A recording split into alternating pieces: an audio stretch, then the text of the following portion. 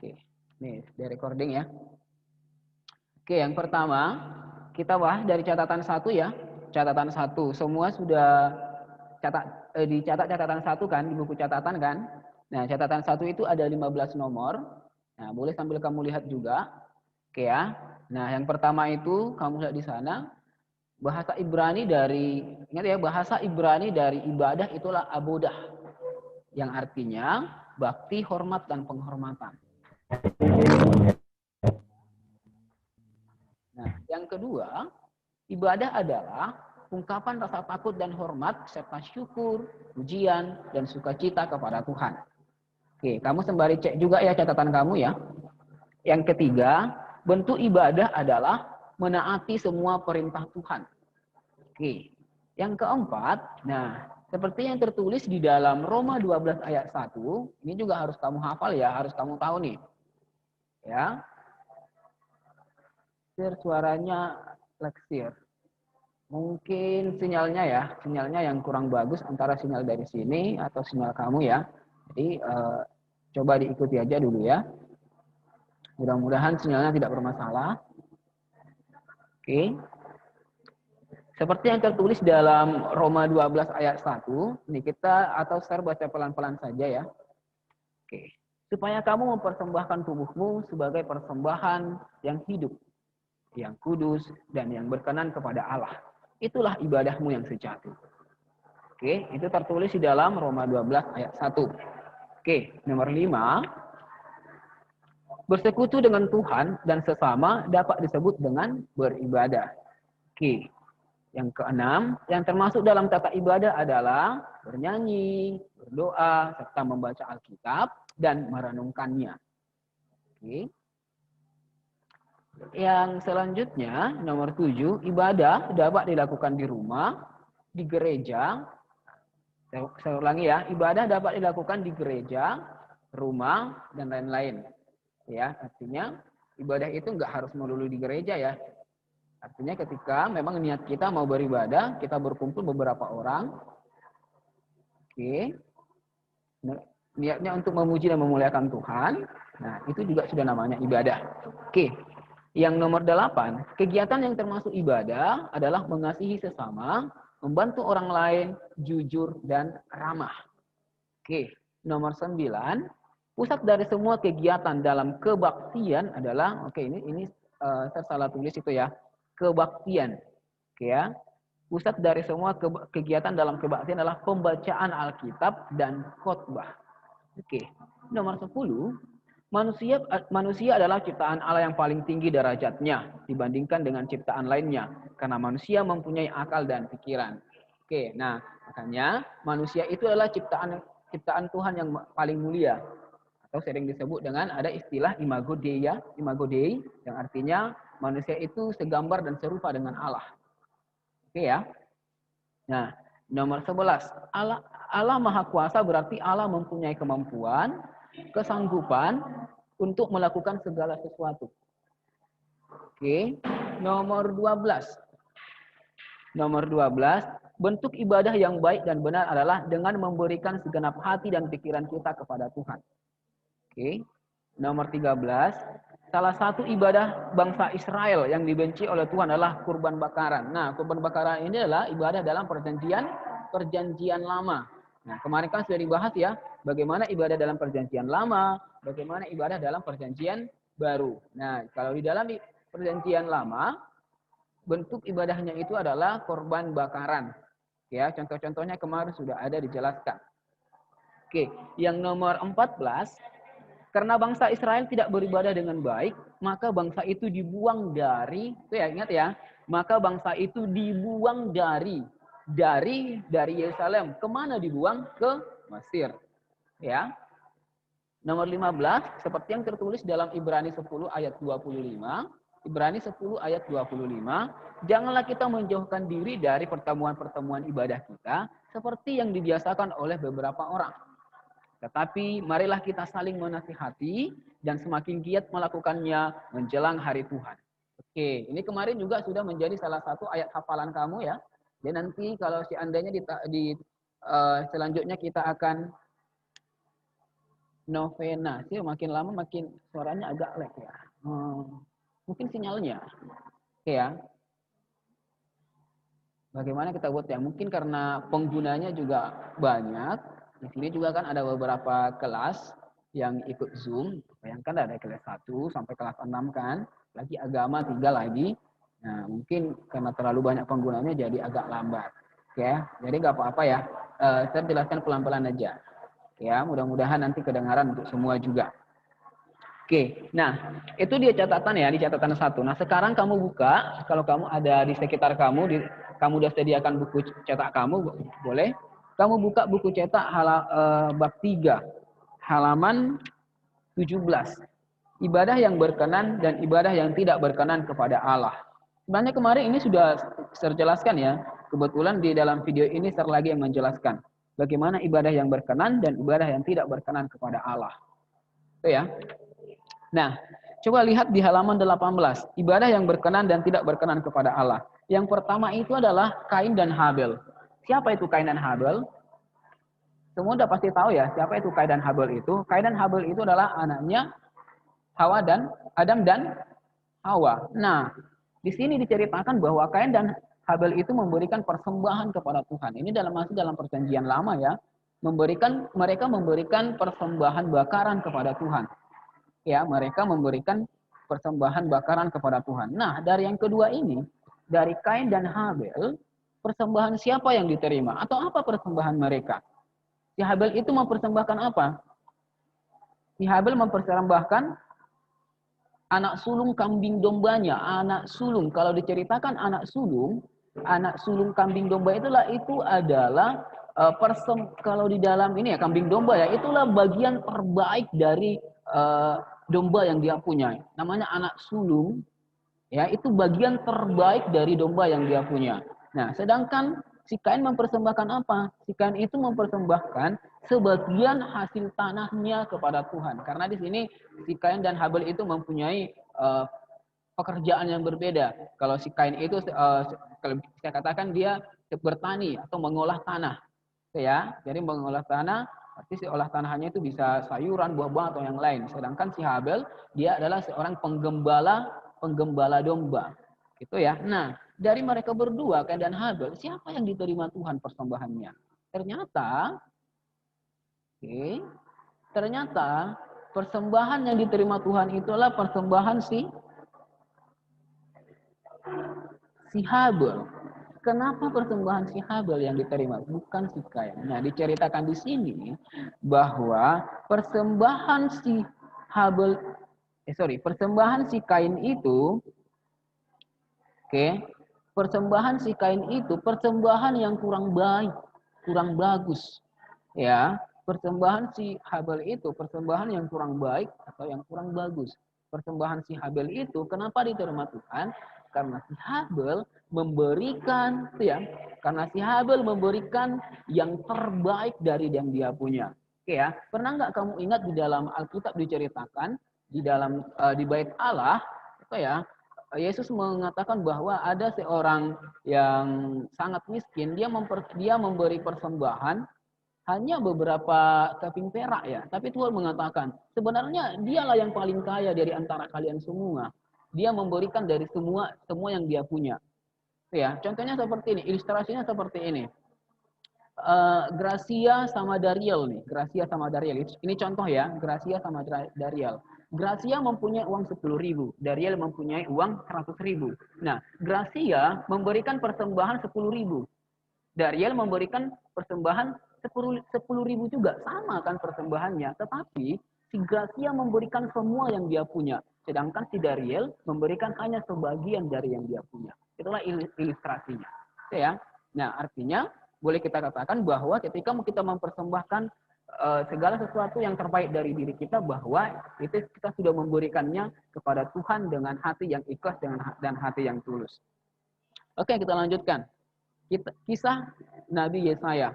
Oke, ini diceritakan Nabi Yesaya itu adalah di Sodom, pemimpin-pemimpin Sodom. Kita seperti yang kamu ketahui bahwa pemimpin-pemimpin Sodom atau masyarakat atau orang-orang di Sodom itu mereka sangat taat kepada Tuhan. Artinya taat dalam hal apa? Iya, mereka ibadah. Mereka tiap hari ibadah, berdoa, bernyanyi. Tetapi ada yang tidak sesuai dengan itu. Tingkah laku mereka, perlakuan mereka. Tidak sesuai dengan apa yang Tuhan katakan. Jadi Tuhan membenci itu juga. Artinya seperti ini. Percuma kalau kita tiap hari berdoa, tiap hari Minggu kita ke gereja atau ibadah online, mau makan kita berdoa, bangun tidur kita berdoa, tetapi kita masih sering melawan orang tua, kita masih sering berbohong, kita mengerjakan tugas asal-asalan. Nah, itu sama saja gak ada artinya. Artinya apa? Yang kita lakukan bukan untuk kebaik yang terbaik, atau kita memberikannya bukan yang sesuai dengan perintah Tuhan. Itu ya, itu yang kisah Nabi Yesaya. Nah, ini yang selanjutnya kisah Yesus dan Bait Allah. Kamu pasti pernah mendengar ini ya, dan tahu ya bagaimana Yesus marah di Bait Allah. Nah, Bait Allah itu adalah tempat ibadah orang Israel. Ingat ya, ini pertama ya, Bait Allah adalah tempat ibadah orang Israel. Kalau sinagoge itu beda ya, sinagoge itu adalah tempat ibadah orang Yahudi. Jadi ya, dalam perjanjian baru sinagoge itulah tempat ibadah orang Yahudi. Kalau orang Israel pertama kali itu adalah tempat ibadahnya adalah Bait Allah. Gitu. Itu ya. Oke, nah di Bait Allah itu kenapa Yesus marah? Karena di sana Bait Allah itu digunakan orang untuk tempat berjualan. Nah, artinya kalau ini dalam perjanjian baru nih ya, Bait Allah itu digunakan orang-orang di sana untuk tempat berjualan. Nah, Yesus marah saat itu. Oke ya. Nah, nomor 4, kisah Yesus dan pengorbanannya. Ya, ini mungkin kamu sudah pasti tahu. Sebagai orang Kristen yang baik, kalau kita sudah percaya sama Tuhan dan menerima Tuhan itu sebagai Tuhan dan Juru Selamat kita, bahwa kita pasti mengetahui bahwa bagaimana pengorbanan Yesus kepada umatnya. Bentuk ibadah, itu ya. Ya, bentuk ibadah yang sejati yang ditunjukkan Yesus kepada umatnya itu adalah dengan apa? Dengan mengorbankan dirinya di kayu salib. Ingat itu. Itu bentuk ibadah yang sejati yang diperlihatkan Yesus. Nanti kamu lihat di halaman 20 dan 21. Ya, seperti yang tertulis dalam Yohanes 3 ayat 16. Karena begitu besar kasih Allah akan dunia ini, sehingga ia telah mengaruniakan anaknya yang tunggal, supaya setiap orang yang percaya kepadanya tidak binasa, melainkan hidup yang kekal. Oke ya, berarti kita bagaimana? Kita sudah bebas gak? Kita bebas. Kita sudah menerima keselamatan itu. Ya, kita kalau kamu percaya, kamu mempunyai iman sekecil biji sesawi aja, itu dalam Alkitab ya, kita sudah pasti akan masuk surga. Itulah. Kenapa? Karena Yesus telah menyelesaikan dosa kita secara daging di kayu salib. Oke ya. Nah, untuk contoh-contohnya lihat di sana juga kisah Rasul Paulus dan jemaatnya. Lihat di halaman 21. Bagaimana di Roma 12 ayat 1 kayak tadi ya, Kolose 3 ayat 23, Yakobus 1 ayat 27 dan 1 Korintus 10 ayat 31. Kamu bisa baca sendirilah. Oke. Kita lanjut lagi di bab 4, manfaat ibadah. Oke, manfaat ibadah. Manfaat ibadah yang pertama lihat di halaman 29, mengenal Sang Pencipta. Oke ya. Tadi kan di catatan sudah kita bahas bahwa pusat dari ibadah itulah pembacaan firman Tuhan, khotbah. Gitu ya. Jadi di sini siapa nih yang kalau ibadah, baik ibadah di gereja, di rumah atau online, pas khotbah keluar atau main HP atau ngantuk. Nah, ini salah ini. Kenapa? Kita datang beribadah ya pusatnya itu. Ya, pusat dari ibadah itu adalah di khotbah itu, pembacaan firman Tuhan itu. Itu. Oke ya. Nah, jadi artinya di sini apa? Bahwa Tuhan menciptakan manusia sesuai dengan gambarnya. Nah, manusia itu adalah imago Dei. Imago Dei itu artinya rupa Allah. Seperti yang saya bilang tadi, rupa Allah. Artinya manusia itu segambar dan serupa dengan Allah. Apa yang membedakan manusia dengan makhluk ciptaan lainnya? Manusia dibekali Tuhan, diberikan Tuhan adalah akal dan pikiran, kemampuan menilai mana yang baik, mana yang tidak baik. Sedangkan kalau ciptaan lainnya tidak, binatang tumbuhan yang nggak tahu seperti itu, mereka nggak punya akal pikiran. Itu, kalau ini nggak boleh nih. Contoh yang ini, kamu punya kucing ya, terus kamu letakkan ikan di mana ya, di meja. Kucing nggak akan tahu. Oh, kalau saya ambil ikannya itu nggak boleh gitu. Kucing nggak akan tahu. Kucing nggak punya pikiran untuk seperti itu. Tuhan nggak memberikan kemampuan itu. Itulah bedanya manusia dengan ciptaan lainnya. Oke ya. Nah, seperti yang tertulis dalam Samuel 12 ayat 24, lihat juga di buku kamu ada ya. Hanya takutlah akan Tuhan dan setialah beribadah kepadanya dengan segenap hatimu, dan sebab ketahuilah betapa besarnya hal-hal yang dilakukannya di antara kamu. Oke ya. Selanjutnya, mengenal perbuatan Tuhan yang ajaib. Nih, kalau kamu semakin sering membaca Alkitab, kamu memang memaknai apa yang kamu baca itu, kamu akan melihat bagaimana Yesus sendiri atau Tuhan sendiri memberi atau melakukan mukjizat atau perbuatan-perbuatan yang sangat di luar kemungkinan. Makanya tidak ada yang mustahil bagi Tuhan. Nah, tempat berkumpul orang Israel untuk menyembah Allah, apakah bait Allah atau sinagoge? Nah, kalau untuk Israel, ya, tempat ibadah orang Israel itu adalah bait Allah. Kalau sinagoge itulah orang Yahudi. Bedakan ya. Kalau di perjanjian di sini tadi di bab 2 itu ada di perjanjian baru. Sinagoge itulah tempat ibadah orang Yahudi. Oke ya, lihat nanti di catatan di buku cetak itu juga ada. Oke ya. Nah, terlanjut tadi. Nah, kalau di dalam Alkitab itu dijelaskan bagaimana Tuhan melakukan mukjizat ya. Yang paling apa ya? Yesus menghidupkan orang yang sudah mati atau meninggal. Ya, Yesus menyembuhkan orang yang sakit kusta. Yesus menyembuhkan seorang wanita yang pendarahan. Atau Yesus menyembuhkan apa lagi? Banyak ya. Itulah bentuk karya-karya Tuhan itu, perbuatan Tuhan itu yang ajaib. Nah, jadi semakin kita sering baca Alkitab, sering kita ikut ibadah, kita akan memahami ini. Melayani Allah. Nah, dengan kita ikut beribadah, kita akan melayani Allah. Melayani Allah itu bukan hanya berarti ya, melayani Allah itu bukan hanya berarti kita harus ikut ya persekutuan dalam gereja, tapi itu salah satunya sih. Boleh ikut persekutuan dalam gereja. Oke ya. Kalau di sini tujuan manusia diciptakan Allah adalah untuk melayani Dia dan sesama. Dalam ibadah manusia menyembah dan memuji Tuhan. Oke. Selain melayani Allah melalui puji-pujian dan korban persembahan, melayani Allah juga dilakukan dalam perilaku setiap hari. Nah, ini sebenarnya yang mau kita garis bawahi di sini. Perilaku setiap hari. Oke ya. Perilaku kita setiap hari sudah sesuai dengan kehendak Tuhan enggak? Kita mengakui saya itu orang Kristen, saya percaya dengan Tuhan, saya percaya dengan Kristus, saya percaya dengan Yesus, tapi perbuatan kita tidak. Mengerjakan tugas masih sering nyontek. Mengerjakan tugas masih besok kumpul, sekarang baru kerjakan. Disuruh orang tua, contoh ya, misalnya, contohnya, Jivana, cuci dulu piring, bentar ma, main HP dulu, itu salah. Berarti kita nggak sesuai dengan perintah Tuhan kan? Itu contoh ya, Jivana orang baik kok ya kan Jivana ya. Oke ya, itu contoh. Artinya apa? Perbuatan kita itu sudah sesuai nggak dengan apa yang Tuhan perintahkan. Oke. Yang selanjutnya bertumbuh dan berbuah. Nah, seperti sebenarnya sini udah sangat jelas diceritakan misteri ya. Di bagian ini kemarin misteri kebetulan yang buat video. Ya, bertumbuh dan berbuah. Artinya bertumbuh itu seperti apa sih? Bertumbuh itu artinya kita semakin mengenal Allah itu lebih baik lagi. Itu bertumbuh. Pengenalan kita akan Allah itu, pengenalan kita akan Tuhan itu semakin baik, semakin dalam kita kenal. Berbuah itu apa?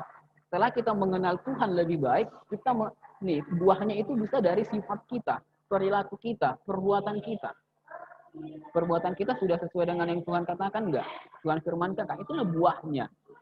Contohnya gini, kalau kita memang orang-orang yang percaya dengan Tuhan, orang-orang yang saya bilang ya, orang yang mengakui bahwa Yesus atau Tuhan itulah sebagai juru selamat kita melakukannya sesuai dengan firman Tuhan. Nih, semua tugas yang kita kerjakan pasti akan baik.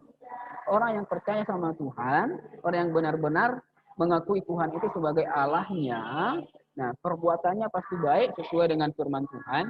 Semua tugas-tugasnya juga akan baik, sifatnya juga akan baik. Ya, percaya itu pasti.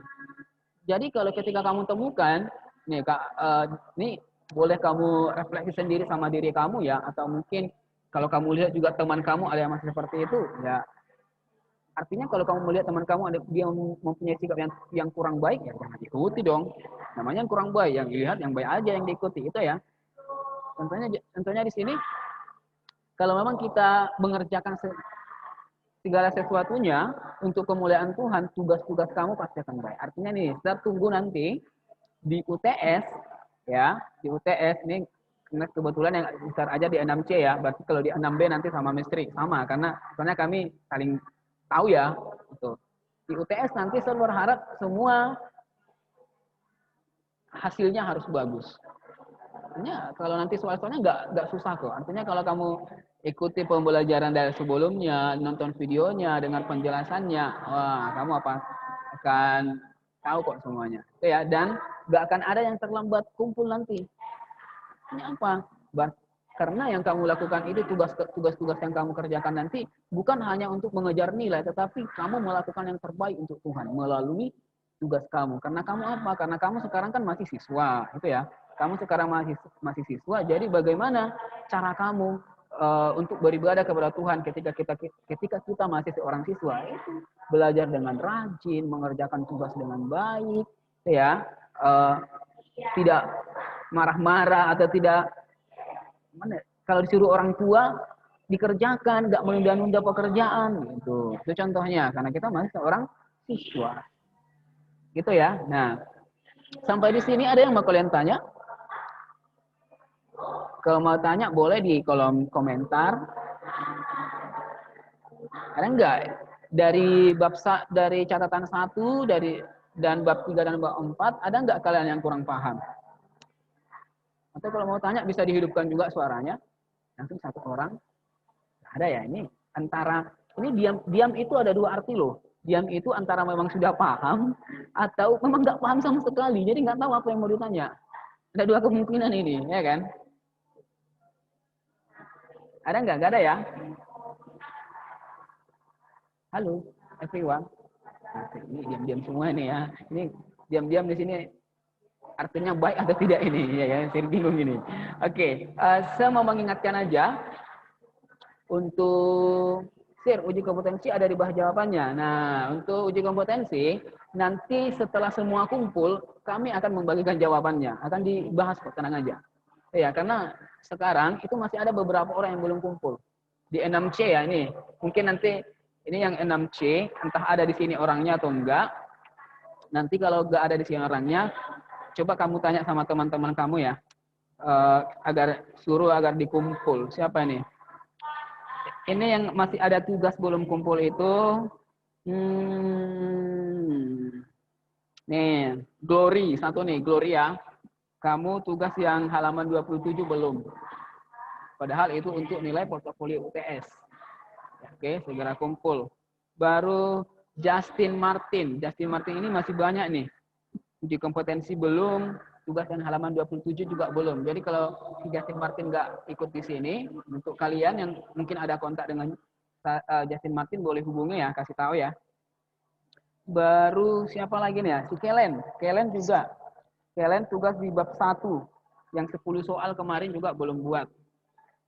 Baru si Kellen tadi ya, si Mike sama Nicholas Jolin. Itu tugas yang halaman 27. Mike sama Nicholas Jolin belum ya. Mike William Napitupulu sama Nicholas Jolin. Itu tuh yang halaman 27. Oke, itu belum. Oke, tinggal itu sih di 6C. Tinggal sedikit.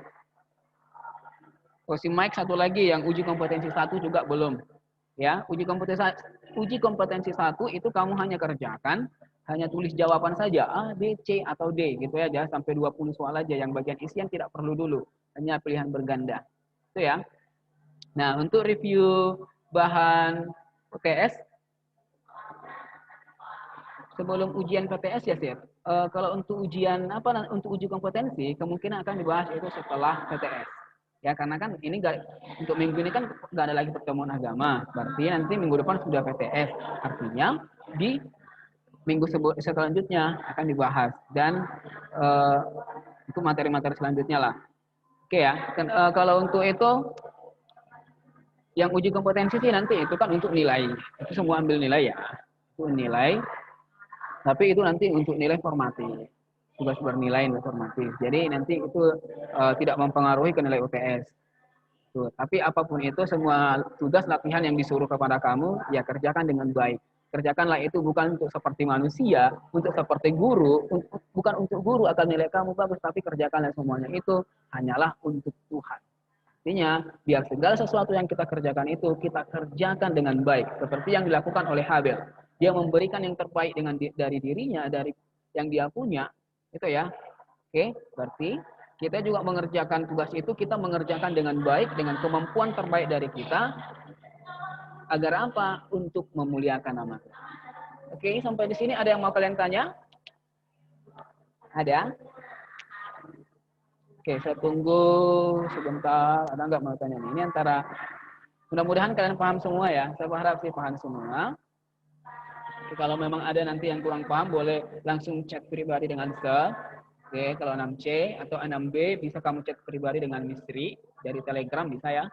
Oke, tidak ada lagi? Tidak ada ya? Ada? Enggak ada nih. Ya, kalau tidak ada, kita tutup, kita selesai review materi kita. Ya, selama ujian minggu depan, kerjakan yang terbaik. Ya, kerjakan tugas-tugasnya dengan baik sesuai dengan arahan yang diberikan nanti. Bukan hanya untuk agama Kristen ya, semua tugas kamu ya. Jadi semua tugas kamu nanti beberapa mata pelajaran semua. Oke, kamu kerjakan dengan baik. Seperti yang saya bilang tadi, kerjakan itu bukan agar nilai kamu baik, tapi kerjakan itu kamu dengan memberikan itu untuk persembahan yang terbaik untuk Tuhan. Itu contohnya, istilahnya itu ya. Kamu berikan yang terbaik untuk Tuhan melalui tugas-tugas kamu. Oke, untuk menutup pembelajaran kita, nah, kita satukan hati, kita berdoa. Ya, tutup mata, lipat tangan ya, kita berdoa. Terima kasih Tuhan yang baik, Tuhan tetap memberkati kami. Terima kasih Tuhan, kami telah selesai melakukan review bahan UTS yang akan dilaksanakan minggu depan. Tuhan Yesus berkati kami, Tuhan Yesus, buka hati pikiran kami, agar kiranya Tuhan Yesus, semua materi yang telah kami pelajari boleh kami kuasai Tuhan. Dan ketika ujian nanti, kami dengan kasih karunia Tuhan, kamu boleh mengerjakannya dengan baik. Dan kamu persembahkan itu semuanya untuk kebaikan nama Tuhan. Yesus yang baik, berkati orang tua kami, saudara-saudara kami, guru-guru kami, dimanapun mereka berada. Hapuskan dosa-dosa mereka, Tuhan Yesus. Berkati mereka, lindungi mereka, jauhkan mereka dari orang-orang yang jahat. Kami serahkan diri kami kepada Tuhan, terima dan sempurnakan doa kami ini. Amin. Oke, nah sampai di sini ya. Saya tutup zoom-nya semua ya. Bye-bye, selamat berjumpa nanti di pertemuan selanjutnya ya. Oke. Nah, nanti les ketiga jangan lupa ikut lagi Zoom ya di pelajaran yang lain. Oke, bye-bye.